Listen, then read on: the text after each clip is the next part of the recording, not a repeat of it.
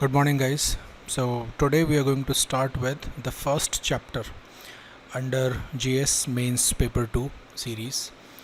Guys, हम लोग शुरू करने वाले हैं मेकिंग ऑफ द कॉन्स्टिट्यूशन से. We will try to study this chapter with the perspective of mains as well as prelims. And Lakshmikant, I already told you about. It is an indispensable book for UPSC preparation. लेकिन इसको हमें selectively और एक proper order में पढ़ने की ज़रूरत है. तो I will be deciding the order, you just follow it. हो सकता है आपको ये पेज प्रॉपरली विजिबल ना हो, though I have tried my best to make it visible, but I assume that every one of you would have Laxmikanth. अगर आपके पास नहीं है तो आप प्लीज़ ख़रीद लें, और अगर है तो just you can open your Laxmikanth chapter 2 while watching this video. मैं आपको पहले थोड़ा सा बैकग्राउंड दे देता हूँ, उसके बाद हम लोग पैराग्राफ पे paragraph we will try to understand what is happening and why it is happening. Okay, सबसे पहली चीज़ आती है कि जो लॉ है उसे हम क्लियरली दो पार्ट्स में डिवाइड कर सकते हैं. One is constitutional law and another one is ordinary law. Now, what is the difference between these two? The difference is quite simple. Constitutional law is that law which governs the state. State में किसको govern करता है? State में govern करता है executive, legislative, judicial, और इनके साथ साथ जो एसोसिएटेड इंस्टीट्यूशंस हैं, ये इंस्टीट्यूशंस किस तरीके से काम करेंगे, अगर उस तरीके से काम नहीं करती हैं तो इनके ऊपर क्या एक्शन लिया जा सकता है. सो सरल भाषा में देश को चलाने के लिए जो कानून है, या एग्जीक्यूटिव, लेजिस्लेटिव या जुडिशियल जो हमारे ऑर्गन्स हैं गवर्नमेंट के, तो उन ऑर्गन्स के बीच में एक मिनिमम कोऑर्डिनेशन बिल्ड करने के लिए जो लॉ है उसे कॉन्स्टिट्यूशनल लॉ कहा जाता है.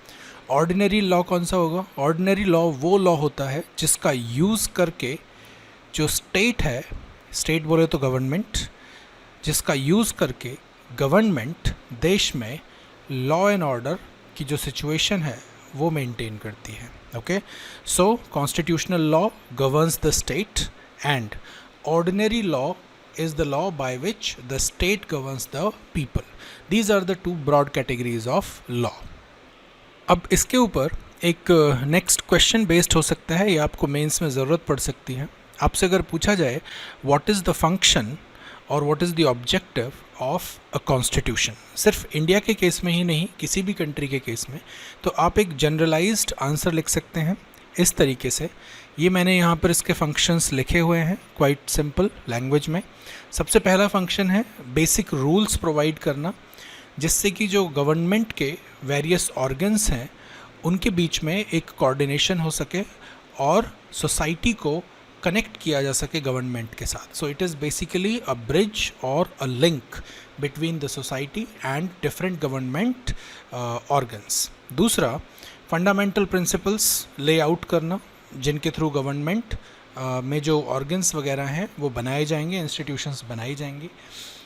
Basic allocation of power, certain powers to executive, judiciary and legislative, वो जो चेक एंड बैलेंस की हम लोग बात कर रहे थे, ठीक है, सर्टेन लिमिट्स जो इम्पोज की जाती है, तो वो भी फंक्शन किसका है? कॉन्स्टिट्यूशन का फंक्शन है.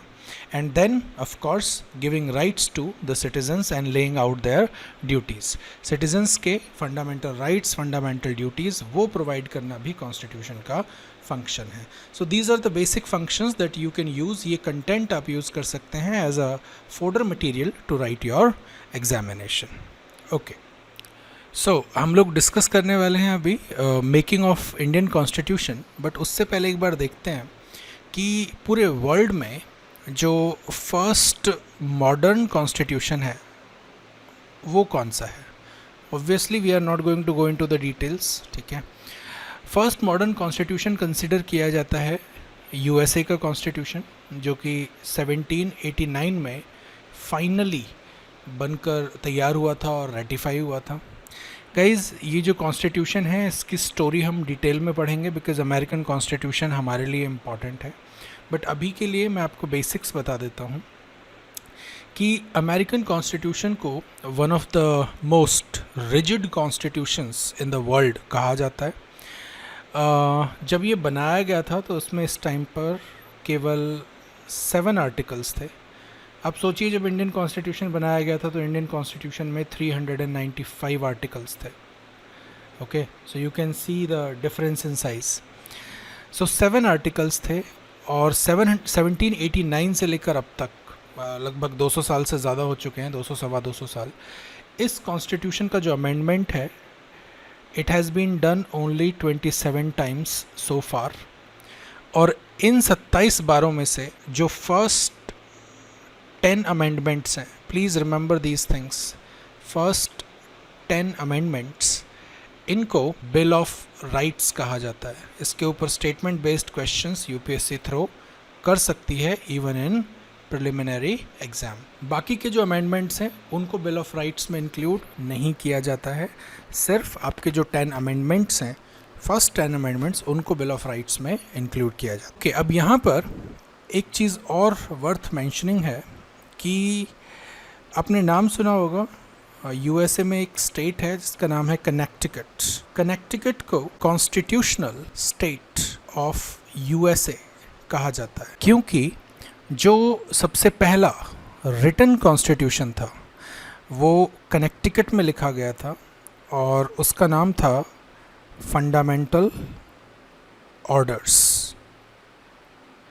आपको पता है ना, जब स्टेट्स ने एक साथ मिलकर एक एसोसिएशन बनाई थी और कॉन्स्टिट्यूशन लिखने का प्रोसेस शुरू हुआ था, तो स्टेट्स ने पहले सबने अपना इंडिविजुअल कॉन्स्टिट्यूशन लिखा था, उसके बाद एक कंपाइल्ड और कंसोलिडेटेड कॉन्स्टिट्यूशन लिखा गया था।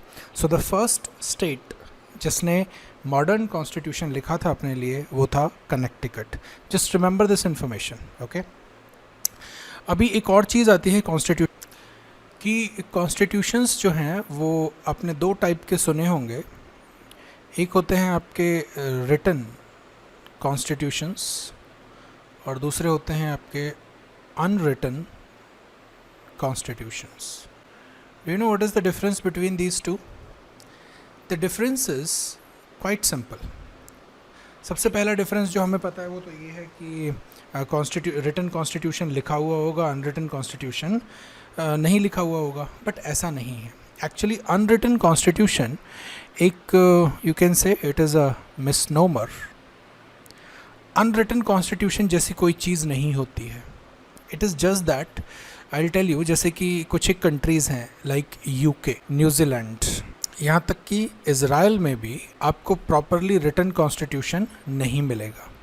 इंडिया में हमारे पास कॉन्स्टिट्यूशन की एक प्रॉपर बुक है, यूएसए में बुक है। Most of the countries they have written constitution, लेकिन अनरिटन का मतलब ये नहीं है कि वहाँ पर वो अपनी मर्ज़ी से कुछ भी कर सकते हैं।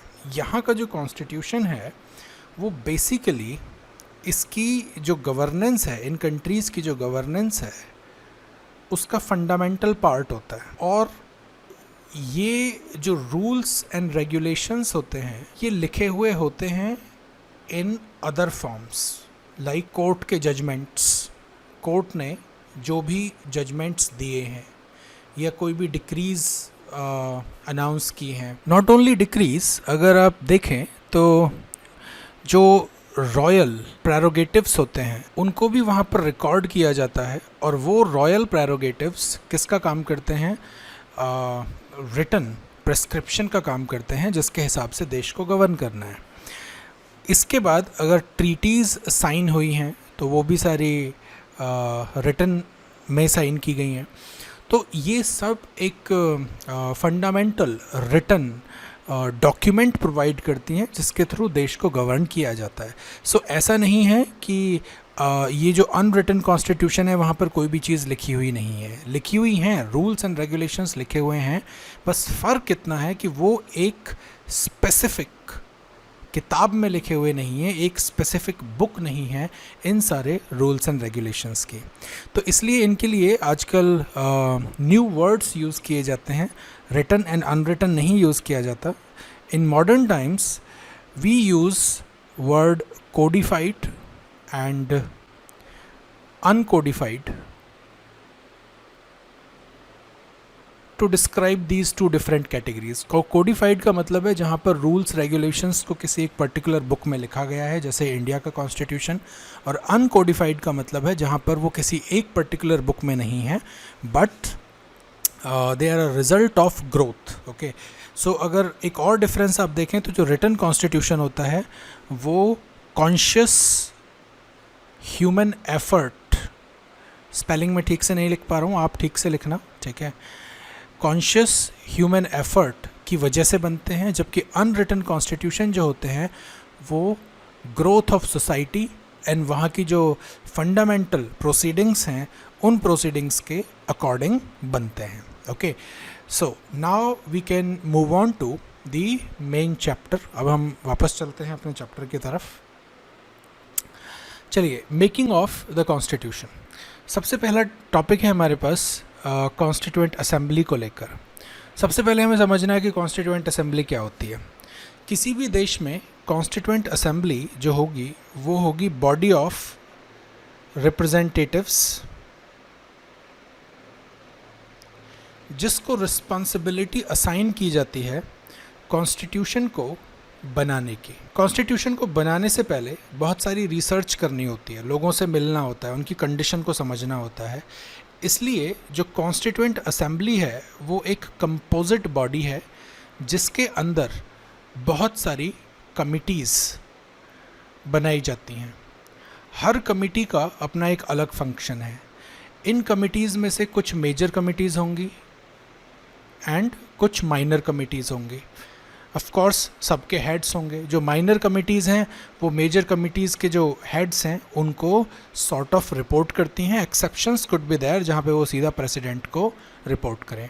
यहाँ पे कौन से प्रेसिडेंट की बात हो रही है? कंट्री के प्रेसिडेंट की बात नहीं हो रही है, यहाँ पर बात हो रही है president of constituent assembly. India के केस में जो कॉन्स्टिट्यूएंट असेंबली बनाई गई थी उसके फर्स्ट प्रेसिडेंट थे डॉक्टर सच्चिदानंद सिन्हा। ये उस टाइम पर सीनियर मोस्ट मेंबर थे, इनको इसलिए बना दिया गया था।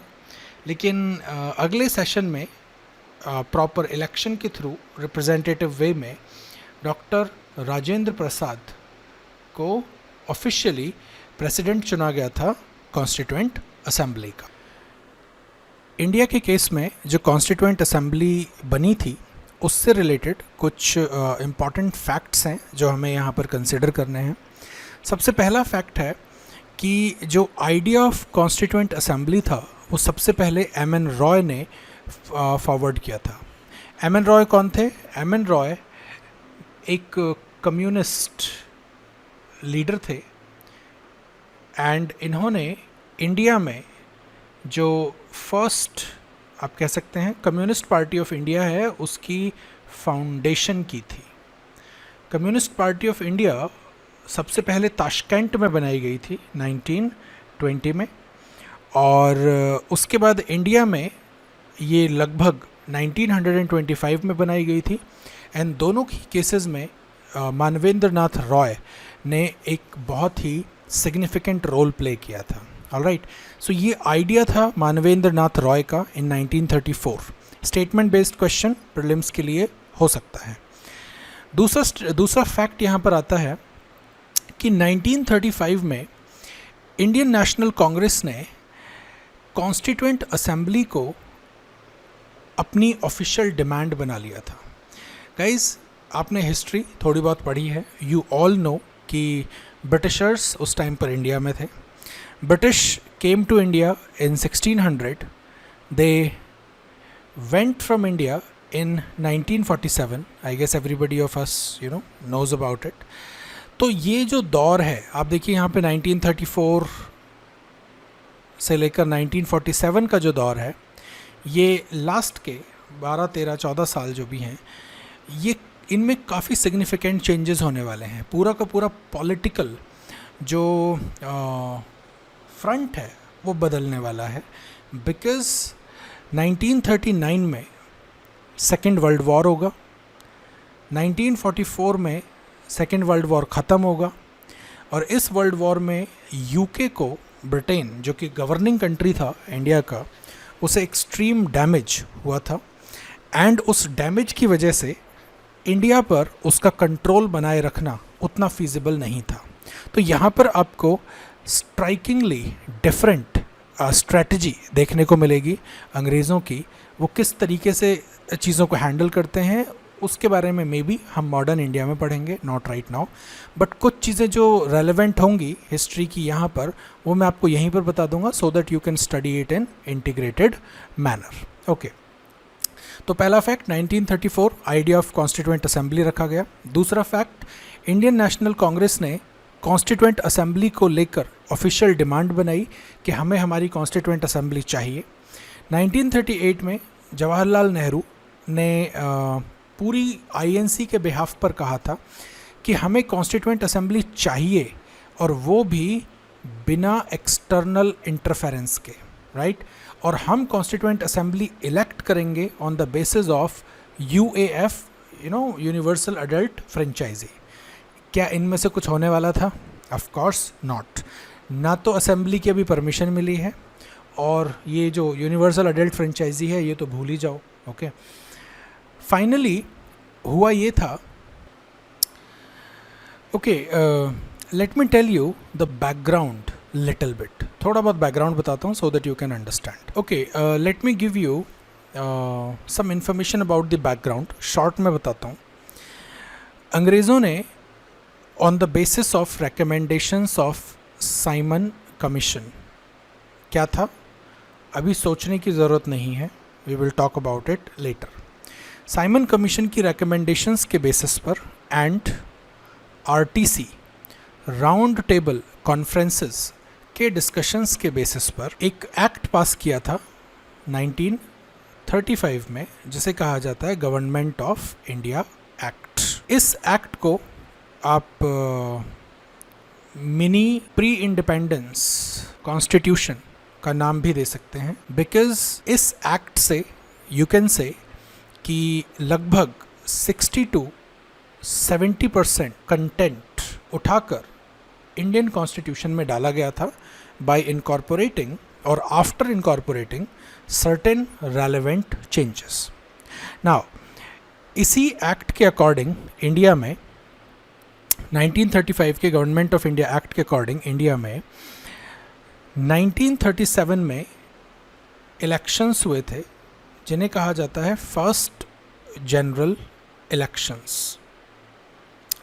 और उस टाइम पर दो पार्टीज़ बहुत पॉपुलर थीं, एक थी आईएनसी और एक थी इंडियन मुस्लिम लीग। आईएनसी ने, और ये जो चुनाव हुआ था, ये चुनाव हुआ था ब्रिटिश स्टेट्स में। एक और चीज़ यहीं पर बता देता हूँ ताकि आपको आगे जाके कन्फ्यूजन ना हो। अंग्रेज़ों का पूरे इंडिया पर कंट्रोल था, लेकिन उन्होंने अपनी कन्वीनियंस के लिए और लोकल फैक्टर्स को सेटिस्फाइड रखने के लिए इंडिया की टेरिटरी को दो ब्रॉड पार्ट्स में डिवाइड किया हुआ था। वन वॉज ब्रिटिश स्टेट्स और दूसरे थे princely states. Difference, princely states में जो प्रिंस थे या राजा महाराजा थे उनका रूल चलता था, जो कि अंग्रेज़ों ने बनाए हुए थे। सर किसके सामने झुकाते थे? अंग्रेज़ों के सामने ही झुकाते थे। इट इज़ जस्ट दैट कि अंग्रेज़ यहाँ पर डायरेक्टली नहीं बल्कि इनडायरेक्टली रूल करते थे। और जो ब्रिटिश स्टेट्स थे वो उस टाइम पर 11 थे, जिन्हें ब्रिटिश प्रोविंसेस भी कहा जाता था। एंड इन प्रोविंसेस में अंग्रेज़ सीधा रूल करते थे अपने गवर्नर्स के थ्रू। तो सरकार का मॉडल क्या होता था? सरकार का मॉडल होता था कि सेंटर में वाइसरॉय होता था और स्टेट में गवर्नर होता था, और ये दोनों ही ब्रिटिश हुआ करते थे, अंग्रेज़ होते थे।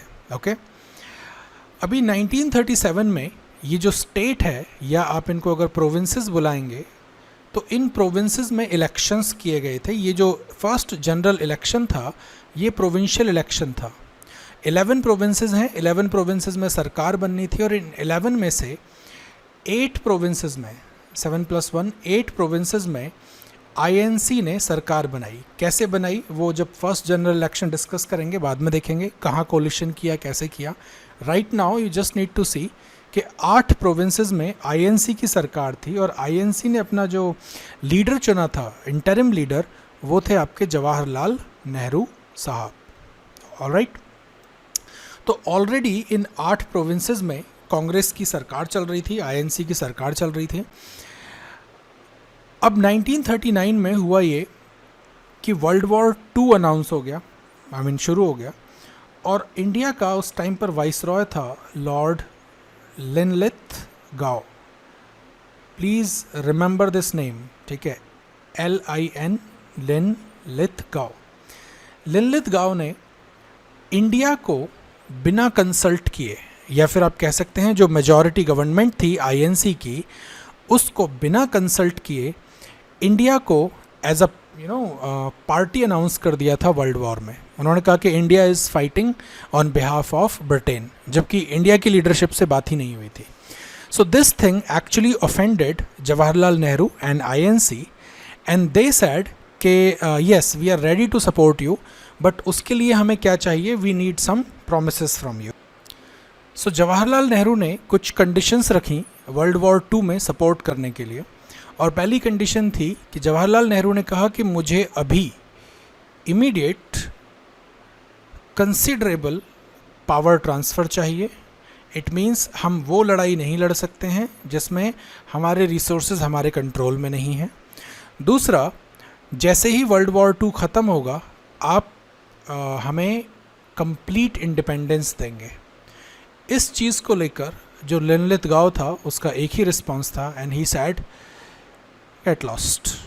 Okay, so in protest Jawaharlal Nehru को उसका ये गेट लॉस्ट वाला रिस्पॉन्स अच्छा नहीं लगा। So in protest in 1939, right after the world war was initiated in 1939, Jawaharlal Nehru ने रिज़ाइन कर दिया, पूरी की पूरी कांग्रेस मिनिस्ट्री ने रिज़ाइन कर दिया, और 8 प्रोविंसेस में जहाँ पर कांग्रेस की सरकार थी वो गिर गई, और वहाँ पर गवर्नर का जो रूल था वो लगा दिया गया। इस बात से एक इंसान बेहद खुश था, बहुत बहुत ज़्यादा खुश, और वो थे आपके मोहम्मद अली जिन्ना साहब। वो तो इतने ज़्यादा खुश थे कि जिस दिन जवाहरलाल नेहरू ने रिज़ाइन किया था उस दिन को उन्होंने डिलीवरेंस डे, बोले तो मुक्ति का दिन, उन्हें कहा था कि देश को एक भ्रष्ट सरकार, एक इनकेपेबल सरकार से मुक्ति मिल गई। This is what Jinnah sad.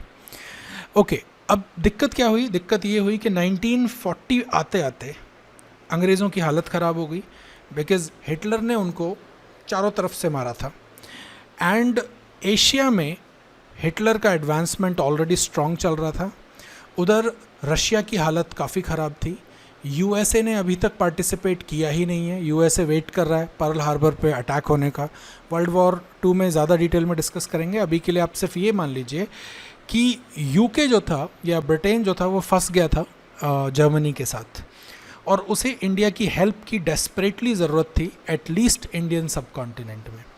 इसलिए वहाँ से जो कैबिनेट थी उन्होंने लिनलिथ गाओ को फिर से इंस्ट्रक्शंस दिए कि do whatever you can, just try to seek the support of Indians.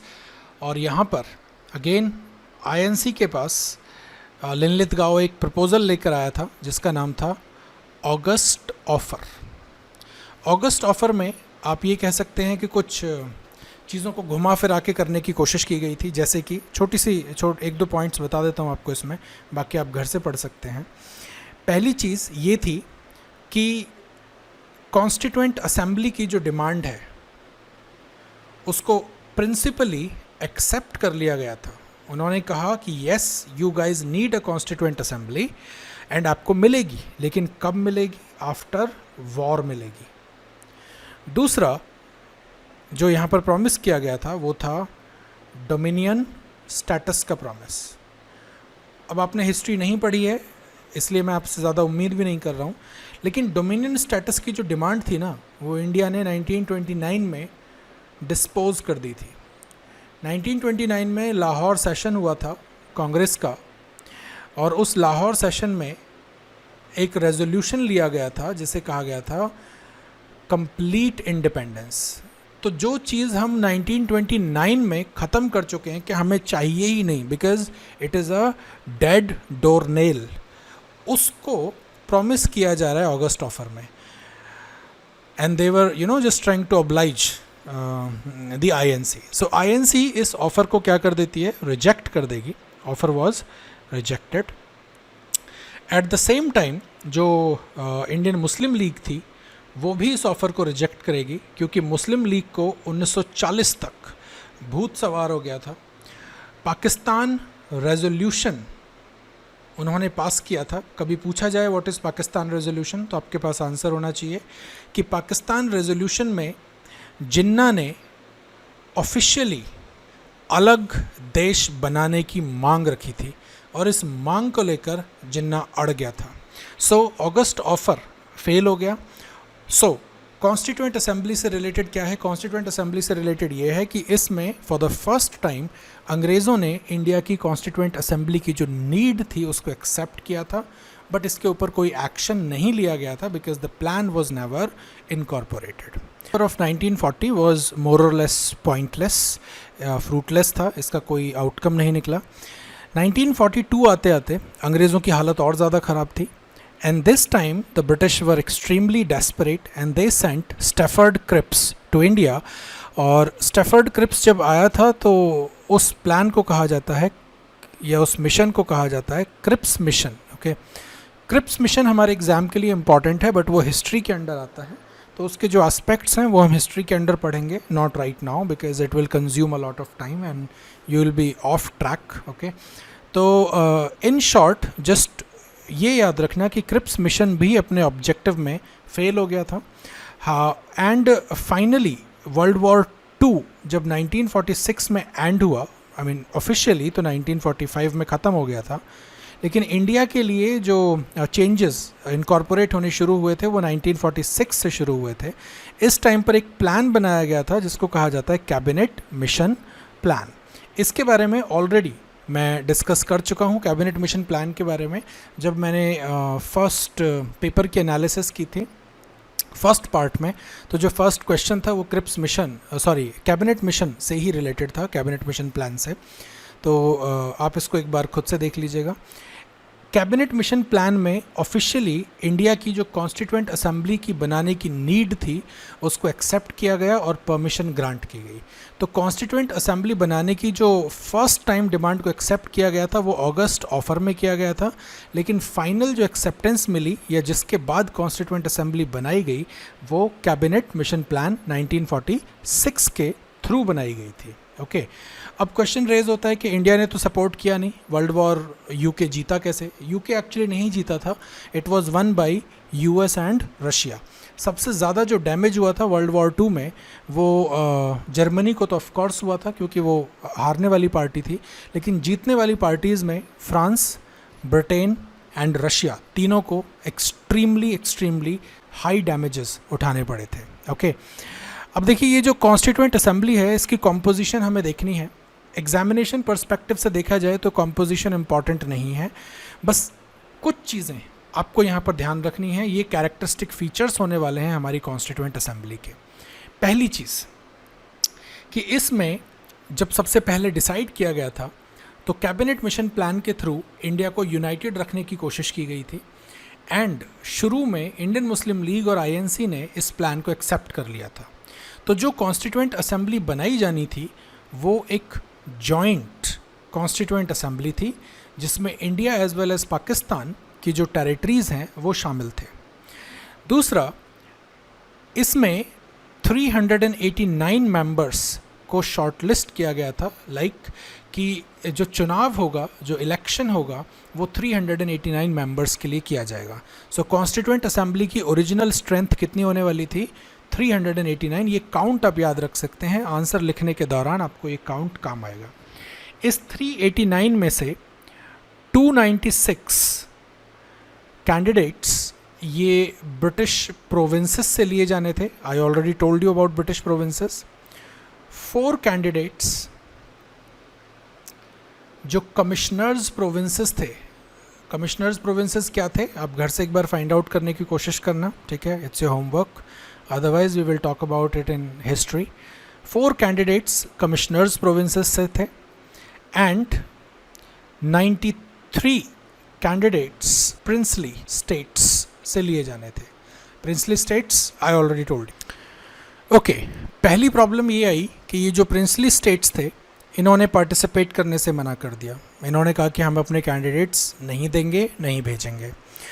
दूसरी प्रॉब्लम कहाँ आई कि ये जो इलेक्शन होना था ये होना था जुलाई अगस्त 1946 में। एंड लास्ट लेक्चर में हमने डिस्कस किया था कि 16 अगस्त 1946 को जिन्ना ने ऑफिशियली विड्रॉ कर लिया था कैबिनेट मिशन प्लान से, और जिन्ना ने डायरेक्ट एक्शन डे लॉन्च किया था। डायरेक्ट एक्शन डे में बहुत वायलेंस हुई थी बंगाल वाले एरिया में पर्टिकुलरली, जिसमें हज़ारों लोग मारे गए थे। सो इस एक्शन के बाद पूरे देश में कम्युनल टेंशन हो गया और इंडियन मुस्लिम लीग ने भी यहाँ से बैकआउट कर लिया था। तो ओरिजिनल स्ट्रेंथ कभी पूरी हो ही नहीं पाई थी। फाइनली होगा ये कि 1947 में जब देश आज़ाद होगा तो प्रिंसली स्टेट्स जो बचे कुचे थे वो इंडिया को ज्वाइन करेंगे। वहाँ से लगभग 73 कैंडिडेट्स उन्होंने नॉमिनेट करके भेजे थे और बाकी के बचे हुए थे जो यहाँ से बच गए थे। काउंट आप आगे देख लेना, हालांकि काउंट इम्पॉर्टेंट नहीं है। जो काउंट इम्पॉर्टेंट है वो ये है कि शुरू में 389 मेंबर्स शॉर्टलिस्ट होने थे जॉइंट कॉन्स्टिट्यूएंट असेंबली में, लेकिन फाइनली जिन लोगों ने कॉन्स्टिट्यूशन की मेकिंग पर काम किया वो केवल और केवल 299 मेंबर्स ने काम किया। और जो ये इलेक्शंस हुए थे कॉन्स्टिट्यूएंट असेंबली के, इसमें से आप ये कह सकते हैं कि ऑलमोस्ट 70 to 75% सीट्स कांग्रेस की थी। ऐसा नहीं है कि कांग्रेस ने कोई धांधलेबाजी की थी उस टाइम पर। इट इज़ जस्ट दैट कि जवाहरलाल नेहरू की popularity, he was a very very charismatic leader, और पूरी कांग्रेस की जो आइडियोलॉजी थी, जो लेगेसी थी इंडियन नेशनल मूवमेंट की, उसका उन्हें फ़ायदा मिला। और जो कॉन्स्टिट्यूएंट असेंबली के जो इलेक्शंस थे उसमें 70 to 75% जो लोग थे वो आईएनसी को रिप्रेजेंट करने वाले थे। कॉन्स्टिट्यूएंट असेंबली के बारे में एक दो चीज़ें और इम्पॉर्टेंट हैं जो मैं आपको यहाँ पर समझा देता हूँ। देखिए, सबसे पहली चीज़ ये है कॉन्स्टिट्यूएंट असेंबली के बारे में कि it was a partly elected plus partly nominated body. Nominated क्यों थी? बिकॉज जो प्रिंसली स्टेट्स थे उन्होंने अपने कैंडिडेट्स को नॉमिनेट किया था। तो अगर आपको इसके बेसिस पे स्टेटमेंट बेस्ड क्वेश्चंस दिए जाएँ तो I am sure you can handle it. Now partly elected, of course आधे लोग इलेक्टेड थे। नाउ द क्वेश्चन अराइजेज कि ये जो 389 मेंबर्स चूज़ किए जाने थे या सीट्स रखी गई थी, ये किस हिसाब से रखी गई थी? ये सीट्स डिवाइड की गई थी पॉपुलेशन के बेसिस पर। हर एक कैंडिडेट 10 लाख की पॉपुलेशन को रिप्रेजेंट करता था। ये रेशो लिया गया था सीट्स को डिसाइड करने के लिए।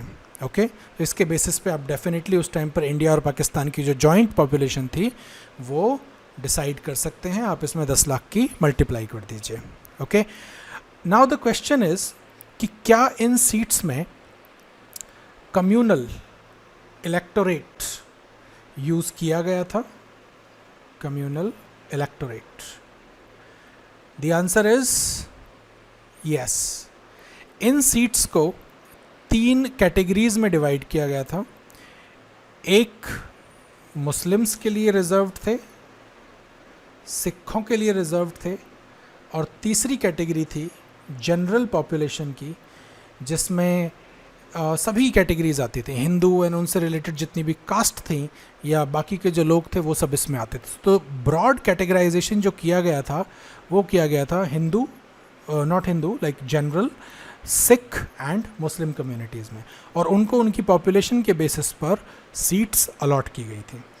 कम्युनल इलेक्टोरेट हम डिटेल में बाद में पढ़ेंगे, लेकिन ब्रीफ में ये है कि कम्युनल इलेक्टोरेट को सेपरेट इलेक्टोरेट भी कहा जाता है। इसको इंडिया में 1909 में इंट्रोड्यूस किया गया था by Lord Minto. Morley Minto reforms आए थे।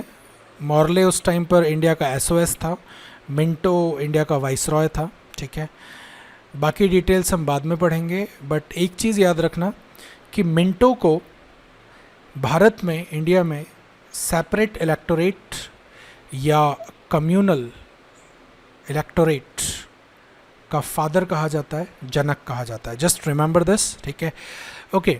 तो तो इसमें होता ये था कि जो इसमें सीट्स का जो रिजर्वेशन दिया जाता था वो कम्युनिटी के बेसिस पर दिया जाता था। लाइक मुस्लिम्स के लिए सीट फिक्स कर दी जाती थी, सबसे पहले जो दिया गया था मुस्लिम्स को दिया गया था, और एक बार सीट फिक्स होने के बाद जो इलेक्शन में पार्टिसिपेट कर सकते थे वो केवल मुस्लिम कैंडिडेट ही कर सकते थे। लाइक लीडर भी मुस्लिम होगा और वोट डालने वाले भी मुस्लिम होंगे। हिंदूज़ किसी मुस्लिम कैंडिडेट के लिए वोट नहीं डाल सकते थे। इसको कहा जाता था separate electorate. Okay, rest in detail we will cover it under history section. एक और क्वेश्चन यहाँ रेज होता है कि कॉन्स्टिट्यूएंट असेंबली में जो ये 389 मेंबर्स चुने जाने थे, इनका इलेक्शन कौन करता।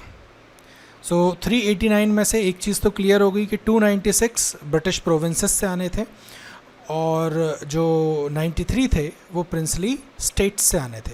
तो इनके तो इलेक्शन का फंडा ही नहीं बनता, बिकॉज ये तो नॉमिनेटेड हैं, इनको तो जो राजा अपॉइंट करेगा वही होगा। ओके, तो यहाँ पर तो इलेक्शन होना नहीं है। इलेक्शन कहाँ होना था, सिर्फ इन स्टेट्स में होना था, लाइक 11 प्रोविंसेस में होना था। अब ये जो 296 कैंडिडेट्स थे, इनको इलेक्ट करने के लिए जो रिस्पॉन्सिबिलिटी दी गई थी वो दी गई थी प्रोविंशियल असेंबलीज़। कौन सी प्रोविंशियल असेंबलीज़? मैंने तो बताया था कि 1937 में जो चुनाव हुए थे, 1939 में सरकार से रिज़ाइन कर दिया जवाहरलाल नेहरू ने, उन प्रोविंशियल असेंबलीज़ को ख़त्म कर दिया गया था। एक्चुअली 1946 में दोबारा से चुनाव हुए थे जब सिचुएशन थोड़ी नॉर्मलाइज हो गई, और इस टाइम जो इंडियन मुस्लिम लीग थी उसने काफ़ी बेहतर परफॉर्म किया था। मुस्लिम मेजॉरिटी स्टेट्स में इंडियन मुस्लिम लीग जीती थी और जो हिंदू मेजॉरिटी थे वहाँ पर आपकी इंडियन नेशनल कांग्रेस जीती थी। सो यू कैन से कि इंडियन नेशनल कांग्रेस और इंडियन मुस्लिम लीग ने यहाँ पर 11 प्रोविंसेस में लगभग सेम तरीके से सेम पैटर्न पे जीत हासिल की थी। तो क्या प्रोविंशियल असेंबलीज़ अब थी? यस, अभी प्रोविंशियल असेंबलीज़ थी, और यही प्रोविंशियल असेंबलीज़ क्या करने वाली थी, ये जो 296 मेंबर्स हैं इनका इलेक्शन करने वाली थी। किस तरीके से इलेक्शन करने वाली थी? ये करने वाली थी प्रोपोर्शनल रिप्रेजेंटेशन से।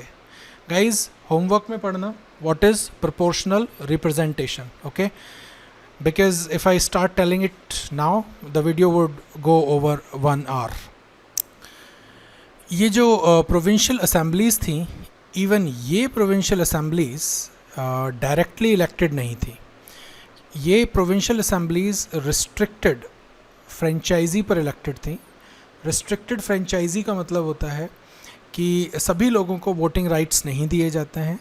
कुछ सेलेक्टेड क्राइटेरिया होता है, उस क्राइटेरिया के बेसिस पर ही राइट्स दिए जाते हैं, वोटिंग राइट्स। और इन असेंबलीज़ को चूज़ किया था लगभग 10 से 12% लोगों ने मिलकर। तो प्रोविंशियल असेंबलीज़ जो कि खुद रिस्ट्रिक्टेड फ्रेंचाइजी पे इलेक्टेड थी, उन्होंने प्रोपोर्शनल रिप्रेजेंटेशन के थ्रू इस कॉन्स्टिट्यूएंट असेंबली को चुना था या उन्हें चूज़ करना था। I hope now you understand कि किस तरीके से कॉन्स्टिट्यूएंट असेंबली बनाई गई थी।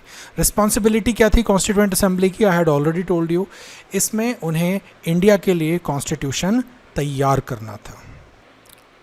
ऑलराइट, सो फाइनली एक चीज़ वर्थ मेंशनिंग है यहाँ पर कि भले ही जो कॉन्स्टिट्यूएंट असेंबली थी वो कांग्रेस डोमिनेटेड रही हो, ठीक है, लेकिन कांग्रेस के अंदर डिफरेंट फैक्शंस थे।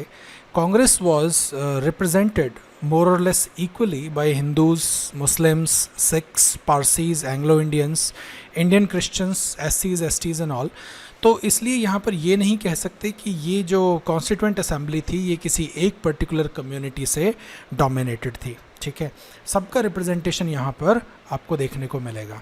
ये पॉइंट्स हम बाद में भी थोड़ा डिस्कस करेंगे जब कॉन्स्टिट्यूएंट असेंबली का जो क्रिटिसिज्म है वो देखेंगे। नेक्स्ट टॉपिक हमारे पास आता है the working of constituent assembly. यहाँ पर 2-3 चीज़ें ही इंपॉर्टेंट हैं, ज़्यादा कुछ है नहीं इसमें वर्किंग में। सबसे पहली चीज़, जो फर्स्ट मीटिंग हुई थी उसकी डेट आपको याद रखनी है, क्योंकि लिखने के टाइम पर अगर आप डेट्स मेंशन करते हैं तो it will fetch you more marks. December 9, 1946 को पहली मीटिंग हुई थी।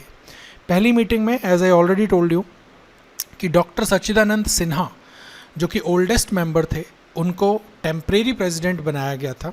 कौन से देश की प्रैक्टिस को फॉलो करते हुए? फ्रेंच प्रैक्टिस को फॉलो करते हुए। बाद में डॉक्टर राजेंद्र प्रसाद को असेंबली ने प्रेसिडेंट चूज़ किया था। एक और चीज़ आप यहाँ याद रखेंगे प्रीलिम्स के लिए, स्टेटमेंट बेस्ड क्वेश्चंस के लिए, कि एच.सी. मुखर्जी, ये थे आपके हरेंद्र कुमार मुखर्जी एंड वी.टी. कृष्णमचारी, इन दोनों को वाइस प्रेसिडेंट बनाया गया था। सो अगर आपको स्टेटमेंट दिया जाए कि जो कॉन्स्टिट्यूएंट असेंबली थी उसमें 2 वाइस प्रेसिडेंट्स थे, तो स्टेटमेंट करेक्ट होने वाला है। ऐसे स्टेटमेंट्स हम कभी कभी मिस कर देते हैं, बट यहाँ से क्वेश्चन आ जाते हैं। So just remember it, okay. एक और चीज़ यहाँ पर, ऑब्जेक्टिव्स रेजोल्यूशन 13 दिसंबर 1946 को जवाहरलाल नेहरू ने मूव किया था। अभी क्वेश्चन रेज होता है कि व्हाट इज़ ऑब्जेक्टिव्स रेजोल्यूशन। ये जो कुछ यहाँ पे इन्फॉर्मेशन लिखी हुई है, ये सब इन्फॉर्मेशन इट इज़ पॉइंटलेस, इसको आपको पढ़ने की ज़रूरत नहीं है, just cut it, unnecessary burden है ये जो डिस्क्रिप्शन है ऑब्जेक्टिव्स रेजोल्यूशन का, ये आप याद कर सकते हैं। It was moved by Jawaharlal Nehru. Aim क्या था असेंबली का और उसकी एस्पिरेशंस क्या थी, उनको बहुत क्लियरली आउटलाइन करता था ये डॉक्यूमेंट। सबसे इम्पॉर्टेंट बात यह है कि हमारे जो कॉन्स्टिट्यूशन का प्रियम्बल है, वो प्रियम्बल इसी ऑब्जेक्टिव्स रेजोल्यूशन से ड्राइव किया गया है। ये 3 चीज़ें आपको ऑब्जेक्टिव्स रेजोल्यूशन के बारे में याद रखनी है, इससे ज़्यादा आपको कुछ और याद रखने की ज़रूरत नहीं है। अभी देखते हैं हम लोग वर्किंग ऑफ कॉन्स्टिट्यूएंट असेंबली के काम किस तरीके से किया। इस कॉन्स्टिट्यूएंट असेंबली में डिफरेंट कमिटीज़ बनाई गई, कुछ मेजर कमिटीज़ थी, कुछ माइनर कमिटीज़ थी। ये देखिए, ये आपकी मेजर कमिटीज़ थी, union powers committee, constitution committee, provincial constitution committee, drafting committee, ये काफ़ी इंपॉर्टेंट कमेटी थी, ठीक है, एडवाइजरी कमेटी एंड कुछ उसकी सब कमिटीज़ नीचे दी गई हैं, और बाकी इसमें माइनर कमिटीज़ थी इसमें, ये सारी माइनर कमिटीज़ थी। तो जितनी भी माइनर कमिटीज़ हैं वो आप रहने दीजिए, उनको आपको पढ़ने की ज़रूरत नहीं है, you will not need to mention them anywhere. लेकिन जो मेजर कमिटीज़ हैं उनके प्रेसिडेंट्स आप याद रख सकते हैं। ओके, अभी बात आती है कि कमेटी काम क्या कर रही थी। प्रो कमेटी के पास गाइस 2 काम थे, and please listen to it very carefully. क्योंकि हमारा देश 1947 में आज़ाद हो चुका था और हमारे पास एक सरकार थी चलाने के लिए। क्या उस टाइम पर पार्लियामेंट था? द आंसर इज़ नो, नहीं था। जब पार्लियामेंट नहीं होगा तो लेजिस्लेशन कौन करेगा? सो इन एब्सेंस ऑफ पार्लियामेंट जो ये कॉन्स्टिट्यूएंट असेंबली थी 299 मेंबर्स की, इस असेंबली को रिस्पॉन्सिबिलिटी दी गई थी टू एक्ट एज पार्लियामेंट। तो इंडिया के लिए जो कानून बनाए जाने थे, जो भी लेजिस्लेटिव एक्शंस लिए जाने थे उस टाइम पर, ये 299 मेंबर्स की जो बॉडी थी वो सारे एक्शंस ले रही थी। दूसरा मेजर फंक्शन इसका था कॉन्स्टिट्यूशन को ड्राफ्ट करना। ओके, अब इसके लिए इन्होंने क्या डिवाइस किया था कि ये जो दोनों टास्क थे, इन दोनों टास्क्स को ये कमेटी अलग अलग दिन पर परफॉर्म करती थी। तो जिस दिन असेंबली पार्लियामेंट की तरह मिलेगी, लेजिस्लेचर बॉडी के तौर पे, उस दिन उसके जो चेयरमैन हुआ करते थे वो जीवी मालवंकर साहब हुआ करते थे, ठीक है, जस्ट रिमेंबर इट। जीवी मालवंकर हमारे लोकसभा के पहले स्पीकर थे, ठीक है। तो यहाँ पर आप कह सकते हैं कि पार्लियामेंट में जो पहली प्रिसाइडिंग अथॉरिटी थी इंडिया की एज अ पार्लियामेंट, जब कॉन्स्टिट्यूएंट असेंबली काम करती थी, तो वो थे जीवी मालवंकर। जब कॉन्स्टिट्यूएंट असेंबली कॉन्स्टिट्यूएंट बॉडी की तरह बैठती थी, लाइक कॉन्स्टिट्यूशन को ड्राफ्ट करने के लिए, तो उस टाइम पर डॉक्टर राजेंद्र प्रसाद उसके हेड हुआ करते थे। ऑलराइट, सो जब तक देश का कॉन्स्टिट्यूशन तैयार नहीं होगा, जब तक उस कॉन्स्टिट्यूशन के इम्प्लीमेंटेशन नहीं होगा, तब तक पार्लियामेंट नहीं बनेगी। पार्लियामेंट नहीं होगी, प्रेसिडेंट की पोजीशन नहीं होगी। तो सारे काम 1947 के बाद से जब तक हमारी पार्लियामेंट बनी है, 1951-52 में जनरल इलेक्शंस हुए थे, उसके बाद बनी थी। सो 1952, इन 5 सालों के दौरान जो पार्लियामेंट की रिस्पॉन्सिबिलिटी थी पूरी की पूरी, वो किसने कैरी आउट की थी? वो कॉन्स्टिट्यूएंट असेंबली ने कैरी आउट की थी। जब हमारा कॉन्स्टिट्यूशन 1950 में बन भी गया था, उसके बाद भी कॉन्स्टिट्यूएंट असेंबली पार्लियामेंट के तौर पे काम कर रही थी, क्योंकि इलेक्शंस होने में लगभग अगले 2 साल लगने वाले थे। ओके, सो अगर आपसे कहा जाए कि कॉन्स्टिट्यूएंट असेंबली कॉन्स्टिट्यूशन बनने के तुरंत बाद अबॉलिश कर दिया गया था, this statement is incorrect, because अगले 2 साल तक उसने काम किया था in the capacity of Indian parliament. काम क्या क्या किए उसने, काम देखिए उसके। इंडिया की मेंबरशिप, ये हमने जब कॉमनवेल्थ को पढ़ा था तब आपने देखा होगा, इंडिया की जो मेंबरशिप थी कॉमनवेल्थ में 1949 में, उसको रेटिफाई किया था कॉन्स्टिट्यूएंट असेंबली ने while working as Indian parliament. Okay, दूसरा, नेशनल फ्लैग को अडॉप्ट किया था, ये डेट्स आपको याद रखने की बिल्कुल ज़रूरत नहीं है। नेशनल एंथम अडॉप्ट किया था, ये सारे काम किसने किए हैं, कॉन्स्टिट्यूएंट असेंबली ने किए हैं in the capacity of parliament. इसमें 2-3 चीज़ें बच गई थी, उनको हम अभी क्विकली फिनिश कर लेते हैं। एक है हमारी ड्राफ्टिंग कमेटी, दूसरा we have to deal with enforcement and enactment of constitution, और तीसरा पार्ट बचता है क्रिटिसिज्म ऑफ कॉन्स्टिट्यूएंट असेंबली, कि कौन कौन से ग्राउंड्स पर स्कॉलर्स ने उसे क्रिटिसाइज़ किया है, क्या वो क्रिटिसिज्म सही है, गलत है, we will try to find it out. Okay, so drafting committee के बारे में ज़्यादा चीज़ें इंपॉर्टेंट नहीं हैं, बेसिक फैक्ट्स हैं जो आपको याद रखने हैं। ओके, ड्राफ्टिंग कमेटी, ये आप देखिए कि अगस्त 29 1947 को सेटअप की गई थी। ये डेट आप याद रख सकते हैं तो ठीक है, अगर नहीं याद रख सकते तो इट्स टोटली फाइन, क्योंकि डिफरेंट कमिटीज़ डिफरेंट डेट्स पर सेटअप की गई थी। सारी कमिटीज़ में से ड्राफ्टिंग कमेटी सबसे इम्पॉर्टेंट थी, बिकॉज़ फ्रंट पे जिस कमेटी ने काम किया था वो ड्राफ्टिंग कमेटी ही थी। बाकी कमिटीज़ बैकग्राउंड में काम कर रही थी, डेटा कलेक्शन का काम कर रही थी, लिएजॉन का काम कर रही थी, कोऑर्डिनेशन, लेकिन जो मेन फ्रंट पे जो फेस था कॉन्स्टिट्यूशन का, वो ड्राफ्टिंग कमेटी ही थी। ओके, इसमें टोटल 7 मेंबर्स थे। बाकी की कमिटीज़ में कितने मेंबर्स थे, नोबडी केयर्स, लेकिन इसमें जो काउंट है मेंबर्स का और उनके नाम, ये इंपॉर्टेंट है। B.R. अम्बेडकर चेयरमैन थे, N. गोपालस्वामी अयंगर, अल्लादी कृष्ण स्वामी अय्यर, आपको रटने पड़ेंगे ये नाम, ठीक है, do whatever it takes, just remember these 7 names. Okay, ये 5 हुए यहाँ पे, और let me just take it little upward. Okay, here N. Madhava Rao, इन्होंने रिप्लेस किया था B.L. मिटर को, जिन्होंने खराब स्वास्थ्य के चलते रिज़ाइन कर दिया था। And then the 7th member was T.T. Krishnamachari, and he replaced D.P. Khaitan, who died in 1948। सो ये 7 मेंबर्स के नाम आपको याद रखने हैं।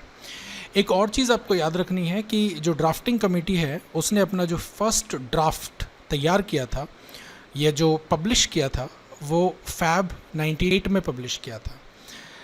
ओके, द क्वेश्चन अराइजेस कि इन्होंने 91st ड्राफ्ट तैयार किया और उसे पब्लिश किया, वाई?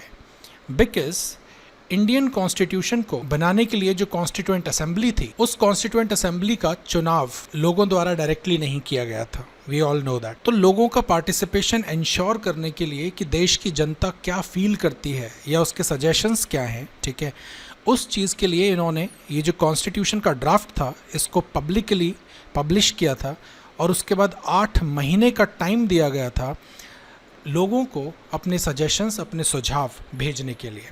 और फाइनली उन 8 महीनों के बाद दोबारा से सेशन कन्वीन किया गया था टू डिस्कस कि कौन से सजेशंस को इनकॉर्पोरेट किया जा सकता है और कौन से सजेशंस को नहीं किया जा सकता।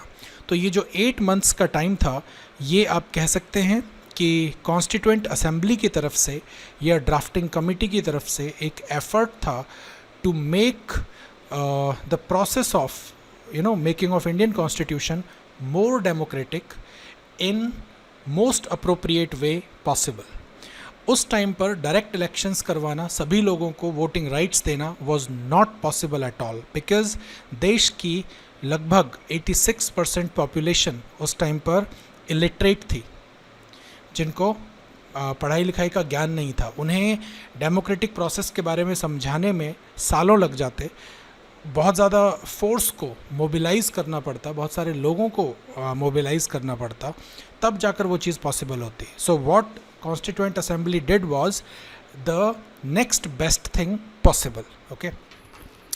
ओके, सो टोटल टाइम कितना लिया था? अगर प्रैक्टिकली देखा जाए तो कॉन्स्टिट्यूएंट असेंबली ने केवल 141 डेज़ लिए थे it's more or less, less than 6 months. Okay, yeah. So 141 days लिए थे to finalize the final draft. लेकिन बीच का जो टाइम था वो डिस्कशंस के लिए और सेशन एंड होने के बाद वो जो गैप हो जाता था उसमें ज़्यादा टाइम चला. कॉन्स्टिट्यूशन को इनेक्ट कब किया गया? ये जो पॉइंट्स हैं कि कब फर्स्ट पास हुआ उसका, कब सेकंड पास हुआ, ये सब पॉइंटलेस है हमारे लिए, इसकी कोई रेलेवेंस नहीं है. हमारे लिए जो इम्पॉर्टेंट पार्ट आता है वो ये आता है कि कॉन्स्टिट्यूशन को 26 नवंबर, जस्ट रिमेंबर दिस डेट, 26 नवंबर 1949 को अडॉप्ट किया गया था. इट मीन्स हमारा कॉन्स्टिट्यूशन 26 नवंबर 1949 को रेडी था. एंड एक चीज़ और आपको यहाँ ध्यान रखनी है, that preamble was already a part of constitution. So if you are given a statement that preamble was added later on, maybe in 42nd constitutional amendment and all, so all these statements would be false because the constitution was created with a preamble, and this preamble, I already told you in previous lecture, was obtained from objectives resolution which was moved by Jawaharlal Nehru. ये जो achievement था constitution को लिखने का, इसका credit किसे दिया गया? B.R. अम्बेडकर को दिया गया, because he was the chairman of the drafting committee, and that is why he received the title of chief architect of constitution of India. He is also known as modern Manu. हालांकि UPSC ये questions नहीं पूछेगी, लेकिन छोटे मोटे examinations में, SSC वगैरह में ये क्वेश्चंस पूछे जा सकते हैं.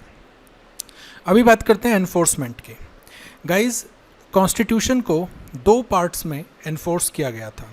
जब कॉन्स्टिट्यूशन अडॉप्ट किया गया 26 नवंबर को, 26 नवंबर को, तो उसमें जो ये आर्टिकल्स थे 5, 6, 7, 8, 9, 60, 324, 366, ये जो आर्टिकल्स हैं ये सब पहले पार्ट में या फर्स्ट फेज़ में फोर्स में आ गए थे.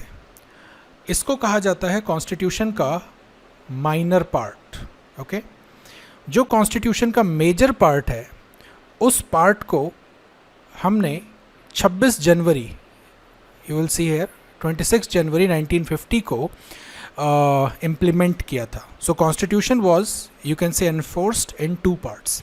अब एक और क्वेश्चन रेज होता है कि जब कॉन्स्टिट्यूशन 26 नवंबर को रेडी था 1949 में, तो फिर हमें अगले 2 महीने वेट करने की क्या ज़रूरत थी? हम 26 जनवरी तक का वेट क्यों किया? उसका रीज़न ये है कि मैंने आपको पिछले लेक्चर में बताया था कि 1929 में एक सेशन हुआ था आईएनसी का, लाहौर सेशन, और इस लाहौर सेशन में एक रेजोल्यूशन पास किया गया था. I told you about it, complete independence का रेजोल्यूशन. रेजोल्यूशन का मतलब ये था कि अब से आईएनसी की जो डिमांड थी वो कंप्लीट इंडिपेंडेंस की डिमांड थी. उन्हें पूर्ण स्वराज के नीचे कुछ नहीं चाहिए था. सो आईएनसी ने इसी डिमांड को सॉर्ट ऑफ सेल्फ इम्प्लीमेंट करते हुए और देश को मोबिलाइज करने के लिए इंडिया में फर्स्ट इंडिपेंडेंस डे सेलिब्रेट किया था 26 जनवरी 1930 को. ये सेशन हुआ था दिसंबर 1929 में, और इसके कुछ ही दिन बाद, हार्डली 25-26 दिन बाद, 26 जनवरी को उन्होंने फर्स्ट इंडिपेंडेंस डे मनाया. इंडिया उस टाइम पर इंडिपेंडेंट नहीं था, लेकिन उन्होंने इंडिपेंडेंस डे सेलिब्रेट किया just to help people realise how independence feels like. उनको फर्दर मोटिवेट करने के लिए उन्होंने ये इंडिपेंडेंस डे सेलिब्रेट किया था. सो 26 जनवरी हमारा पहला इंडिपेंडेंस डे था आज़ादी से पहले, एक्चुअल आज़ादी से पहले. अब अंग्रेज़ तो चले गए 1947 में, और हमें 15 अगस्त को आज़ादी मिल गई थी, तो वो हमारा इंडिपेंडेंस डे हो गया. लेकिन इस दिन की जो इम्पॉर्टेंस थी उसको इंटैक्ट रखने के लिए जो कॉन्स्टिट्यूएंट असेंबली के लोग थे, they thought that what we can do is we can shift the date of enactment और एनफोर्समेंट ऑफ द कॉन्स्टिट्यूशन, और हम इसे 2 महीने बाद कर सकते हैं ताकि डेट की जो इम्पॉर्टेंस है वो बरकरार रहे, वो इंटैक्ट रहे. Okay, so that is Y जो कॉन्स्टिट्यूशन है हमारा वो 26 जनवरी 1950 को इनकॉर्पोरेट किया गया था, इम्प्लीमेंट किया गया था। ऑलराइट, लास्ट टॉपिक इस चैप्टर का हमारे पास है criticism of constituent assembly. Okay guys, इस चैप्टर में आपको बहुत सारी टेबल्स दी हुई हैं जिसमें मेंशन किया गया है स्पेसिफिक डेटा कि किस पार्टी को कितनी सीट्स मिली थी, कौन कौन सी पार्टीज़ ने इलेक्शन में पार्टिसिपेट किया था, कौन कौन से प्रिंसली स्टेट्स को कितनी नॉमिनेटेड सीट्स मिली थी। ये जो डेटा है सारा पॉइंटलेस डेटा है। लक्ष्मीकांत की जो टेबल्स होती हैं वो बहुत इंपॉर्टेंट होती हैं, वो आपको हेल्प कर सकती हैं, ठीक है। लेकिन हर चैप्टर की टेबल्स इंपॉर्टेंट नहीं है, तो आप जो ये चैप्टर है मेकिंग ऑफ द कॉन्स्टिट्यूशन, इसकी टेबल्स को आप ना पढ़ें, इसकी ज़रूरत नहीं है। These facts will not help you anywhere. Okay, so let's now deal with the criticism of constituent assembly. Guys, criticise करने वाले लोग तो बस बोल देते हैं जो उन्हें बोलना होता है, ओके। उसमें कितनी सच्चाई है कितनी नहीं है ये आपको न्यूट्रल स्टैंड पॉइंट पे जाकर देखना है, ओके। तो क्रिटिक्स ने कहा कि कॉन्स्टिट्यूएंट असेंबली एक रिप्रेजेंटेटिव बॉडी नहीं है। इस कंटेंट की आपको ज़रूरत कहाँ पड़ेगी? इस कंटेंट की ज़रूरत आपको सिर्फ मेंस में पड़ेगी, प्रीलिम्स में नहीं पड़ेगी, ओके। अगर आपको क्रिटिकली एनालाइज करने के लिए कहा जाए या आपको फेवर में या अगेंस्ट में कुछ बोलने के लिए कहा जाए तो आप इन पॉइंट्स की मदद से अपने आंसर को बैलेंस कर सकते हैं। You tell me yourself, constituent assembly क्या एक रिप्रेजेंटेटिव बॉडी थी? अगर टेक्निकली देखा जाए तो नहीं थी, बिकॉज जो प्रोविंशियल असेंबलीज थी जिन्होंने कॉन्स्टिट्यूएंट असेंबली के लोगों को चुना था, 389 मेंबर्स जो शुरू में इलेक्ट किए गए थे उनको चुना था। प्रोविंशियल असेंबलीज रेस्ट्रिक्टेड फ्रेंचाइजी पे चुने गए थे, लगभग 10 से 12% लोगों ने वोट डाली थी। उसके बाद इन लोगों ने इन लोगों को चुना इनडायरेक्ट वे में, प्रोपोर्शनल रिप्रेजेंटेशन के थ्रू, ठीक है। तो मे बी टेक्निकली देखा जाए तो रिप्रेजेंटेटिव बॉडी नहीं थी, right. But the point is कि उस टाइम पर रिप्रेजेंटेटिव बॉडी बना पाना वॉज प्रैक्टिकली इम्पॉसिबल। फैक्टर्स क्या थे? हमारा देश उस टाइम पर बहुत बहुत ज़्यादा गरीब था, रिसोर्सेज नहीं थे, लोगों को मोबिलाइज नहीं किया जा सकता था, मैन पावर नहीं थी, एंड देश में इलिटरेसी का लेवल या अवेयरनेस का जो लेवल था वो ऑलमोस्ट ज़ीरो था मासेस में। तो ऐसे केसेस में अगर इसको रिप्रेजेंटेटिव बॉडी बनाने की बात की जाती तो लगभग अगले 8 से 10 साल लग जाते, एंड पॉसिबिलिटी नहीं थी कि एक रीजनेबल बॉडी कभी क्रिएट हो पाती। So this criticism technically stands correct, but it is not actually correct. Practically it is not correct. Not a sovereign body. ये जो assumption है या ये जो criticism है, again technically correct, but I would say it as half correct. Why?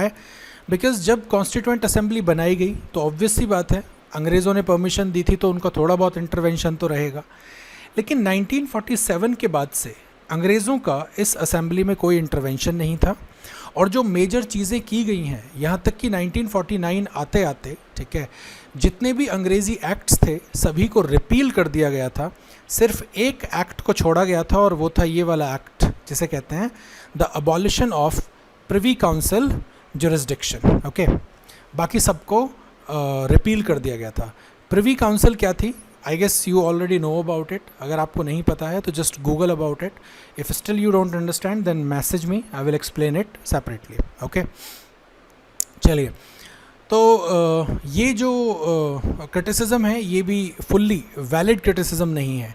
आपको बस इसको प्रॉपर लैंग्वेज में लिखना है जब आपसे आंसर को बैलेंस करने के लिए कहा जाए। नेक्स्ट क्रिटिसिज्म आता है टाइम कंज्यूमिंग। टाइम कंज्यूमिंग तो था बिकॉज इस प्रोसेस को उन्हें जितना हो सकता था उतना डेमोक्रेटिक बनाना था। आप सोचिए सिर्फ 8 मंथ्स का लैग पीरियड, फ्री पीरियड दिया गया था लोगों को इश्यूज़ को डिस्कस करने के लिए, ओके। उसके बाद बीच में कई सारे सेशंस रखे गए, ऑलमोस्ट 11 सेशंस रखे गए थे, 161 डेज तक मीटिंग रखी गई थी। एंड इतना टाइम लगना ये एक नेगेटिव फैक्टर नहीं था, ये एक पॉजिटिव फैक्टर था, बिकॉज इंडिया की जो डेमोक्रेसी है वो दुनिया की सबसे बड़ी डेमोक्रेसी है। It is the largest democracy in the world, and Indian democracy is the most successful democracy in the entire world. और वो जो सक्सेस है उसको हम कंट्रीब्यूट कर सकते हैं किसको? अपने कॉन्स्टिट्यूशन को। हमारे यहाँ पर इतनी सारी भाषाएं, इतने सारे लोग, इतनी डाइवर्सिटी, और उस डाइवर्सिटी में कॉमन ग्राउंड्स एस्टैब्लिश करना और कंसेंसस के थ्रू कॉन्स्टिट्यूशन बनाना वॉज एक्सट्रीमली चैलेंजिंग टास्क। तो इतना टाइम लगना जस्टिफाइड था considering the vast size and the nature of differences in India. Okay, so ये जो क्रिटिसिज्म है ये भी फुल्ली वैलिड क्रिटिसिज्म नहीं है, बट अगर आपसे क्रिटिसिज्म पूछा जाएगा तो आप यही लिखेंगे। क्रिटिसिज्म को काउंटर करने के लिए कहा जाएगा तो जो मैं बता रहा हूँ वो चीज़ आप वहाँ पर मेंशन करेंगे। कुछ लोगों ने ये भी कहा था कि ये ड्राफ्टिंग कमेटी नहीं है, ये ड्रिफ्टिंग कमेटी है। ड्रिफ्टिंग यू नो ना, अपने पाथ से भटक जाना, अटक जाना कहीं पे। ओके, किसने कहा था? नाम भी यहाँ पे मेंशन्ड है, नज़ीरुद्दीन अहमद, बट नाम याद रखने की कोई खास आवश्यकता नहीं है। डोमिनेटेड बाय कांग्रेस, ये पॉइंट आप कह सकते हैं कि yes it was valid, because जितनी भी सीट्स थी उनमें से लगभग 160 टू 170 सीट्स जो थी, या प्रॉबेबली 180 सीट्स, डेटा आप चेक कर लेना एक बार, इतनी सीट्स कांग्रेस की थी। तो यस, कांग्रेस ने डोमिनेट किया था, बट ये भी क्रिटिसिज्म नहीं है, बिकॉज जो इलेक्शन हुआ था वो फ्री एंड फेयर प्रोसेस से हुआ था और कांग्रेस पार्टी जीती। So it was clearly the choice of people. That is how democracy works. So you can not call it you cannot criticize it just because one party had larger share of votes. Lawyer politicians domination, true. जितने भी लोग काम कर रहे थे constituent assembly में वो या तो लॉयर्स थे या पॉलिटिशियंस थे। अब क्रिटिसाइज़ करने वालों का मानना क्या है, क्रिटिक्स का? वो कहते हैं कि यहाँ पर आम लोगों को रिप्रेजेंट नहीं किया गया, जबकि ऐसा सही नहीं है। जो ये लॉयर्स एंड पॉलिटिशियंस थे ये आम लोगों की तरह ही यहाँ पर काम कर रहे थे। They were the representatives of common man. यहाँ तक कि आई विल टेल यू कि जो आपकी कांग्रेस थी, आईएनसी, इवन इंडिपेंडेंस से पहले जब वो पावर में थे, तो उन्होंने इंडिया में फाइनेंशियल क्राइसिस को एवर्ट करने के लिए अपनी खुद की जो सैलरी थी उसको रिड्यूस कर दिया था by more than 50%. So these people, they were really doing a good job at this time. आज़ादी के बाद कांग्रेस का क्या हुआ, I have no comments about that. Next criticism आता है कि it was dominated by Hindus. Guys, it is a fact. Constituent Assembly में majority Hindus की थी, लेकिन उसका एक सिंपल सा रीज़न था कि जो सीट्स अलॉट की गई थी वो कम्युनल बेसिस पर अलॉट की गई थी और कम्युनल बेसिस पर सीट्स पॉपुलेशन के अकॉर्डिंग डिसाइड की गई थी। इंडिया में ऑब्वियसली हिंदूज़ की पॉपुलेशन ज़्यादा थी तो उनकी सीट्स ज़्यादा थी। सो ये खुद अंग्रेज़ों का बनाया हुआ एक नियम था, लेकिन इसी को बाद में वो लोग क्रिटिसाइज़ कर रहे थे because they just wanted to further divide Hindus and Muslims by creating insecurity in the minds of minorities. Okay, यहाँ पर आपको दो चीज़ें डेफिनेटली याद रखनी है, ये आपको आंसर लिखने के टाइम पर काम आएंगी। लॉर्ड विस्काउंट साइमन ने कॉन्स्टिट्यूएंट असेंबली को अ बॉडी ऑफ हिंदूज़ कहा था, और Winston Churchill he used to hate India like anything and Gandhi was particularly hated by him. Gandhi को उसने क्या कहा था, फ़कीर, एंड मैनी ऑड वर्ड्स जो मैं अभी नहीं बोलूँगा यहाँ पे, ठीक है। सो विंस्टन चर्चिल ने कहा था constituent assembly represented only one major community in India. Alright guys, तो ये हमारा क्रिटिसिज्म हो गया, ठीक है। देखिए यहाँ पे इंपॉर्टेंट फैक्ट्स दिए गए हैं। ये इंपॉर्टेंट फैक्ट्स यूपीएससी के लिए तो इम्पॉर्टेंट नहीं है, लेकिन जो छोटे मोटे एग्जाम्स हैं लाइक एसएससी एंड बैंक वगैरह में वहाँ पर क्वेश्चंस कभी कभी पूछे जा सकते हैं, ठीक है। तो आप एक बार इन्हें पढ़ सकते हैं, सिंपल हैं बिल्कुल। एलिफेंट सिंबल था कॉन्स्टिट्यूएंट असेंबली का। BN राव लीगल एडवाइज़र थे। HV अयंगर सेक्रेटरी थे CA के, कॉन्स्टिट्यूएंट असेंबली के।